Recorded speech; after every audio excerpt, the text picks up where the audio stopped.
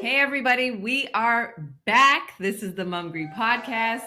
I'm Lils and I'm here with my very, very special bestie, Izzy. How you doing, Izzy? What up? What's going on? First and foremost, before we get started, we need y'all to turn on notifications, like, Ding.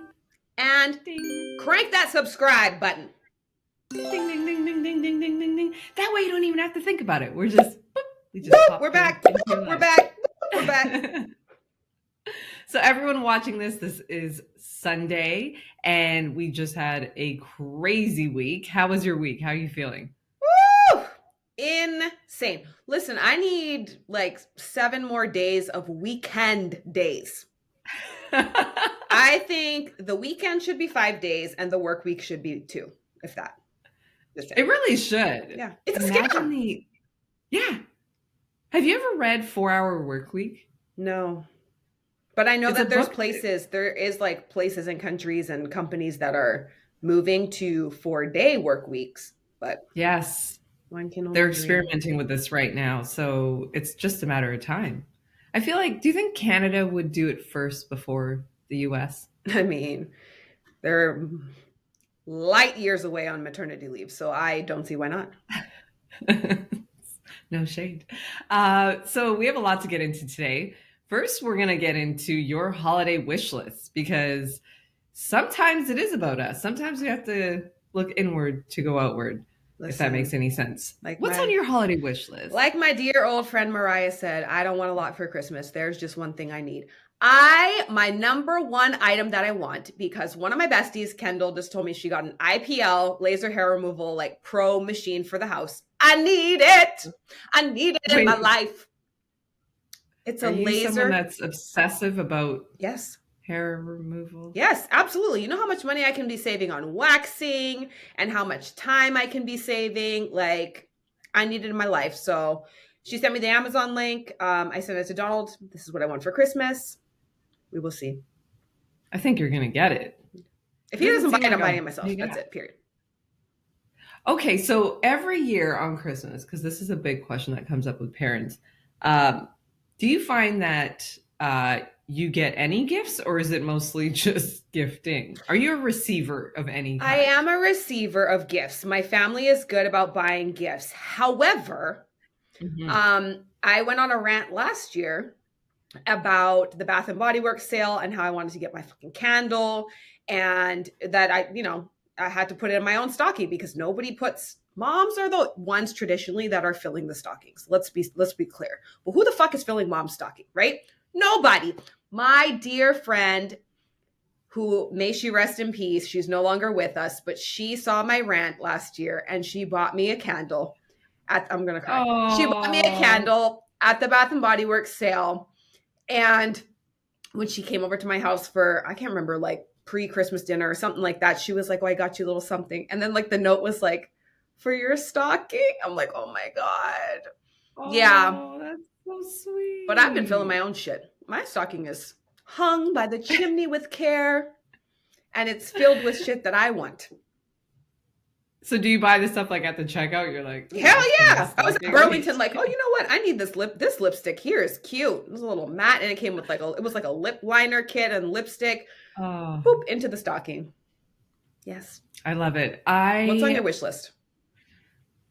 It has been decades since I had that kind of Christmas that shows up in the movies where there's like multiple gifts and stuff. I think we've just simplified so much over the years, and it sounds really Hallmark-ish, but we just like get things for the kid and then nothing for like we get stuff for each other, but it's usually like experiences or like we'll promise each other like, okay, we want to go to this place, so we're going to go to this place and make that vacation. I love it. Gift to each other. More experiences, less stuff. We all have enough shit. And to be honest, like we just bought a house this year. So the stuff that I really want for Christmas is not stuff you can put under the tree. Like I need a new dishwasher. I need a freaking new stove. I need a over the stove microwave. Like, is it going to go under the Christmas tree?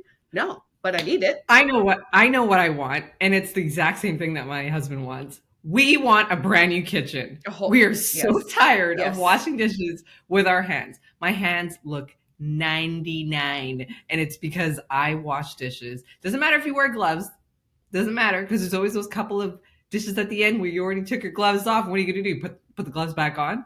No, you just wash them. Yeah. And then there's your hands getting drier and drier and drier. Hands on and Benjamin Buttons. Okay. Yeah. We had a conversation today, actually. Justin was, I literally have tears in my eye because I was laughing so hard before we started recording. But he was talking about how Apollo has no idea what a dishwasher is. Like, the minute he sees one and really starts to These kids are bougie, understand it, he's going to be like, what is this rocket ship? Like, what is happening right now? Because he has no idea. He's seen one, but he doesn't really know what's going on the way that, he helps me wash dishes now. I didn't have a dishwasher until I was in college or after college. Like, we didn't have one growing up. And then we bought one Christmas. Me and Tama bought one Christmas for my mom and dad at the old house on St. Thomas Street. And then we realized, there's not even a hookup here. Like, we have to hire somebody. So I think we ended up reselling it because we weren't about to no, we paid for the dishwasher. Like, we don't have funds for the install and the reconfiguring of the kitchen. This is about to be a whole remodel. That wasn't in the budget for us because our budget was broke because we were Tama was in college. I think I was just newly college graduate. Yeah, it's not going to work for us. So yeah, but I'm gonna stay firm on it. I need the hair removal IPL. Yeah, hair removal and brand new kitchen. Yes, you need one. Everyone needs that in their life. I feel like those are essential. Yeah. So that's really all I want for Christmas. And then also, just the cherry on top is I want this podcast to be the best thing in the entire world for everyone all the time. So, like we said, sponsors, holler, give us a shout. That's all for the holiday wishes. Vacations 2023. Are you planning, or 2024? Are you planning to go anywhere? Do you have anywhere that you're anticipating? Oh, of course.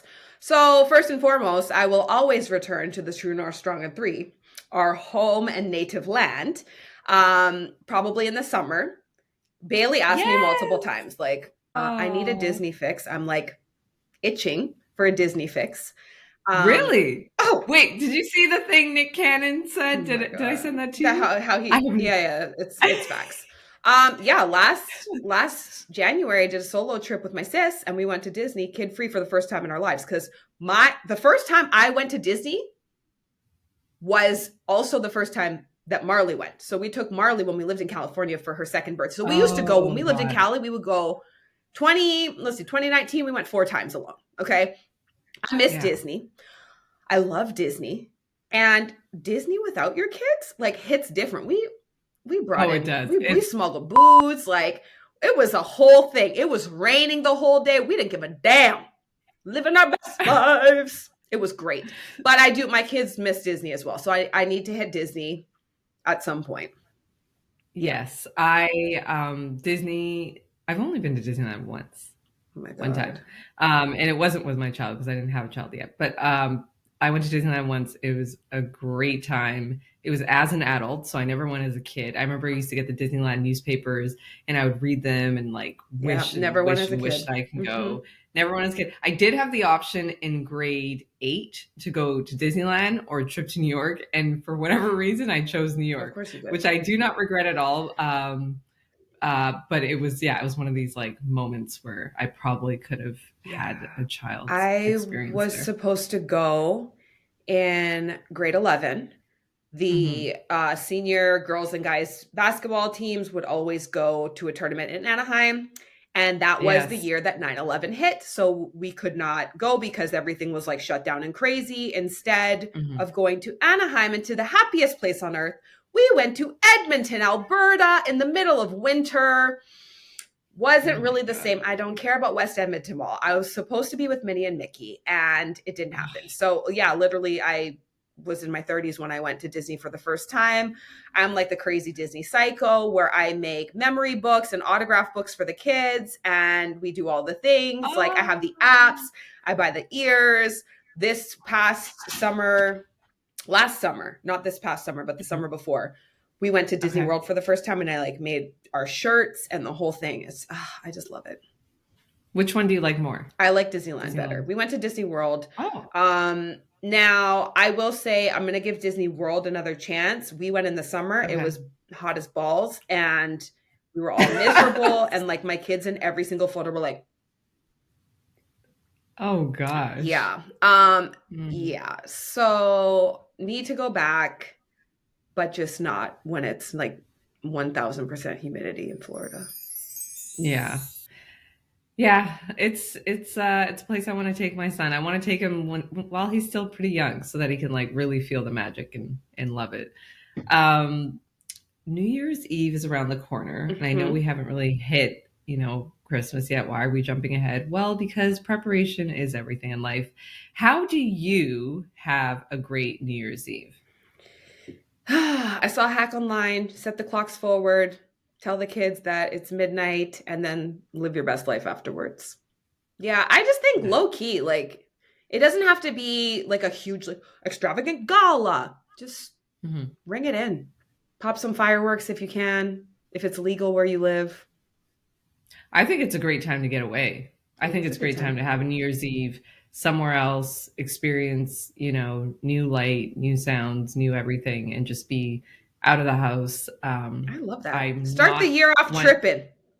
Yeah, exactly. I don't really love the idea of going to like a party or a club or doing any of that kind of I'm stuff. over It it. just You're just destined for drama. There's going to be something there that Yeah. doesn't make you feel good, whether it's your shoes or what. But um, moving along ahead, what are we ready to say goodbye to from 2023 going into 24? I don't think I'm ready to say goodbye to anything. I do wish that, my estate was a little greener in regards to trash and recycling. Um, Okay. that's something that I wish we could leave in 23 and bring into 24, recycling, but that's pretty much it. What about you? I'm kind of on the same notion. I feel like we do need to get rid of things that are excessive, Yeah, too much and stuff. just really start to think more about the planet in every which way. With MUMGRY, we're always leaning towards materials and things that are sustainable and that aren't going to hurt the planet. So I think if we see that more from, big box brands and stuff, it'll just kind of trickle down and everyone will feel encouraged to like use less and just deliver only the good stuff. Sustainability. Hmm. Um, Spread a little love.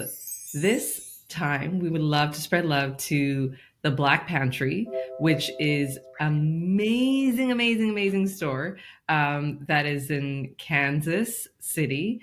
And Missouri. yep, have you been there before? I have, yep. I went for You work. I have. went for work, my God, like 2014.